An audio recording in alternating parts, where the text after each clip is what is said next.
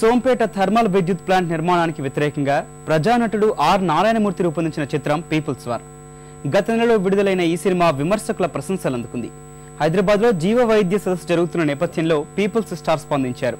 రాష్ట్రంలోనూ గుజరాత్ తరహాలో సౌరశక్తి ద్వారా విద్యుత్ ఉత్పత్తి చేపట్టాలని సూచించారు. చెరుకు తోటలు ఇలా బీల తల్లి ఒళ్ళో బతుకుతున్న మాకు చేదును మాత్రం పంచకండి. పారిశ్రామికంగా అభివృద్ధి చేయడం కోసం ప్రభుత్వం చిత్తశుద్ధితో పనిచేస్తుంది. థర్మల్ ప్లాంట్ దయ వల్ల బంగారం లాంటి ధర వచ్చింది, అమ్మేశారు. ఈ పవర్ ప్లాంట్ వచ్చిన దగ్గర నుండి ఈ నీళ్ళని రుచి లేవు, పసి లేవు. పచ్చని పొలాల్లో పెరగాల్సింది పంటలే కానీ పవర్ ప్లాంట్లు కాదు. హ్యాపీగా పని మొదలెట్టండి. అదే పవర్ ప్లాంట్ జీవో రద్దయ్యే వరకు ఉద్యమ అభివృద్ధి పేరు చెప్పి పర్యావరణానికి ఆటంకం జరుగుతుందో అది మేము కానివ్వం, దాన్ని మేము వ్యతిరేకిస్తామని ఓ సోంపేట, ఓ కాకరాపల్లి, ఓ కోటిపాం తదితర ఊళ్ళల్లో అమోఘమైనటువంటి ఉద్యమాలు సాగుతున్నాయి.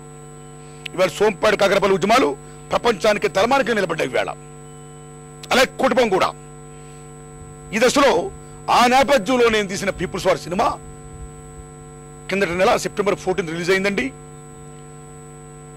ఎక్కడైతే ఉద్యమాలు జరుగుతున్నాయో, ఏ ప్రజలైతే మహోన్నతంగా ఉద్యమాల్లో పార్టిసిపేట్ చేశారో ఆ ఏరియా ప్రజలందరూ, ముఖ్యంగా ఉత్తరాంధ్ర ప్రజలందరూ కూడా